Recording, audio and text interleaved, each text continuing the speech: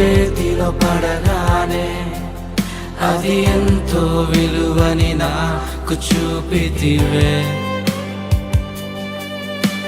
జీవమే లేని నాలోని జీవమును నింపుటకు నీ జీవితాన్నే తారబోసితివే. నీది శాశ్వత ప్రేమయ నేను మరచిపోలేనయా. ఎన్ని యుగాలైనా మారదు. ఎండిన ప్రతి మోడును మరలా